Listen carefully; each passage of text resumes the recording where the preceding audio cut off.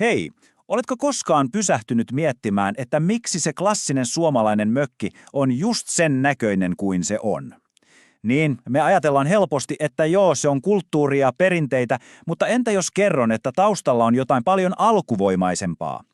Tänään me paljastetaan se todellinen, vähän niin kuin piilossa ollut arkkitehti, luonto itse. No niin, mennäänpä suoraan asiaan. Ja se kysymys, mikä meitä tänään polttelee, on tämä. Voiko maisema ihan oikeasti suunnitella rakennuksen? Siis voiko joku karutunturi, syvä synkkä metsä tai se loputon järvenselkä olla se salainen voima, joka ei ainoastaan sanele miltä meidän talot näyttää, vaan lopulta myös sen, keitä me olemme? Aloitetaan tästä ideasta, tästä näkymättömästä arkkitehdistä. Ajatellaanpa hetki Suomea. Meidän ilmasto, maasto, luonnonvarat, kaikki se, mikä tekee tästä maasta just Suomen. Nämä eivät ole, tiedätkö, mitään passiivista taustakangasta. Ei todellakaan. Ne ovat aktiivinen, elävä voima, joka on vuosisatojen ajan ihan kirjaimellisesti kaivertanut jälkensä meidän kansakunnan arkkitehtoonisen DNAhan. Ja tämä lause tässä, se oikeastaan tiivistää ihan kaiken. Jokaisella maisemalla on oma, piilotettu kielensä. Ja arkkitehtuuri, no se on meidän tapa kääntää se kieli. Eli rakennukset eivät olekaan vain seiniä ja kattoja, jotka suojaa säältä, ne ovat jatkuvaa keskustelua, dialogia ihmisen ja luonnon välillä. Ne ovat tarinoita, jotka on kirjoitettu puuhun, kiveen ja lasiin. Okei, tämä kuulostaa hienolta, eikö?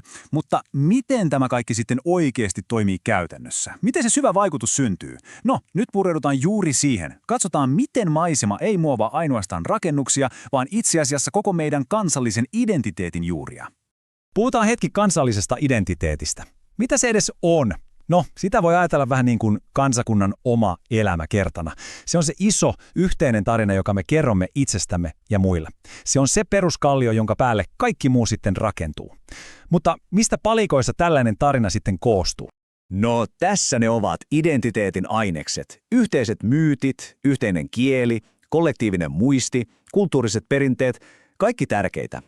Mutta katsotaanpa tuota viimeistä, joka on korostettuna. Maa itse. Se on se ainesosa, joka niin usein unohdetaan. Se on se näyttämö, jolla koko meidän kansallinen draama esitetään. Se on se hiljainen päähenkilö, joka on kuitenkin kaikkein voimakkain. Okei, nyt mennään prosessin ytimeen. Miten tämä abstrakti ajatus luonnon vaikutuksesta, miten se oikein muuttuu joksikin niin konkreettiseksi kuin hirsimökki tai kivitalo? Miten se maisema niin sanotusti piirtää sen arkkitehtonisen suunnitelman? Tämä 4 vaiheen matka selittää sen aika täydellisesti. Eli vaihe 1. Kaikki lähtee liikkeelle ympäristöstä. Onko ilmasto ankara talvi vai pahtava aurinko? Se pakottaa meidät toiseen vaiheeseen, materiaalien valintaan. Käytetäänkö paikallista puuta, kiveä, savea? No, nämä materiaalit sitten sanelevat sen, mikä on mahdollista. Ja siitä päästään 3. vaiheeseen, muotoon. Rakennus muotoutuu sopeutumaan ympäristöön ja lopulta 4. vaihe. Tästä käytännön sanelemasta muodosta tulee symboli, siitä tulee osa kulttuuria. Ja arkkitehti Frank Gehry sanoi sen todella hyvin. Arkkitehtuurin tulisi puhua ajastaan ja paikastaan, mutta kaivata ajattomuutta. Tässä on se juju. Parhaat rakennukset ovat niin syvällä kiinni omassa ajassaan ja paikassaan, että ne eivät voisi olla olemassa missään muualla. Ja juuri se tekee niistä ajattomia. No niin, nyt on puhuttu tarpeeksi teoriaa. Lähdetään katsomaan, miltä tämä kaikki näyttää ihan käytännössä. Tehdään pieni matka ja katsotaan, miten tämä maiseman piirtämä suunnitelma oikein herää henkiin eri puolilla maailmaa. Luvassa on todella selkeitä ja konkreettisia esimerkkejä.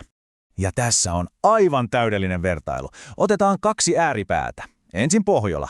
Pitkät, pimeät, lumiset talvet. Mitä se vaatii? No, tietysti jyrkän katon, että lumikuorma tulee alas. Ja isot ikkunat, että saadaan talteen jokainen mahdollinen auringon säde. Sitten hypätään Välimerelle. Ihan toinen maailma. Polttava aurinko. Täällä taas tarvitaan pieniä ikkunoita ja varjoisia sisäpihoja, jotta sisällä pysyy viileänä. Huomaatteko? Nämä eivät ole mitään tyylivalintoja. Ne ovat selviytymiskeinoja. 2 täysin erilaista vastausta siihen, mitä luonto vaatii. Ja juuri tässä on se koko homman ydin, se suuri oivallus. Nämä eivät ole vain design-valintoja, ne ovat selviytymistrategioita. Se, mitä me tänä päivänä katsotaan ja ihaillaan kauniina perinteisenä arkkitehtuurina, se syntyy alun perin ihan puhtaasta pakosta. Kauneus syntyi käytännön ratkaisusta luonnon asettamaan ongelmaan. Okei, mutta entäs nyt? Mitä tämä kaikki tarkoittaa meille tänään, tässä globalisoituneessa maailmassa ilmastonmuutoksen keskellä? Onko tällä kaikella vanhalla viisaudella enää mitään merkitystä? Katsokaa tätä lukua, 78%. Se on aika pysäyttävä, eikö? Se nimittäin kertoo sen, kuinka moni tämän päivän merkittävimmistä arkkitehtuurihankkeista on palaamassa takaisin juurilleen. Ne hyödyntävät ihan tietoisesti niin sanottua biofiilistä suunnittelua, eli sitä ajatusta, että meidän on pakko yhdistää rakennuksemme takaisin osaksi luontoa. Aika pitkään, ehkä koko viime vuosisadan, me rakennettiin vähän niin kuin sotaa luontoa vastaan. Yritettiin valloittaa se, kesyttää se, mutta nyt tuntuu, että ympyrä on sulkeutumassa.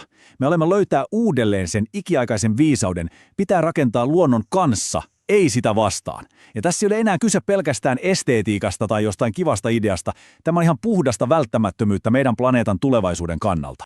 Ja lopuksi haluan jättää sinut pohtimaan yhtä kysymystä. Seuraahan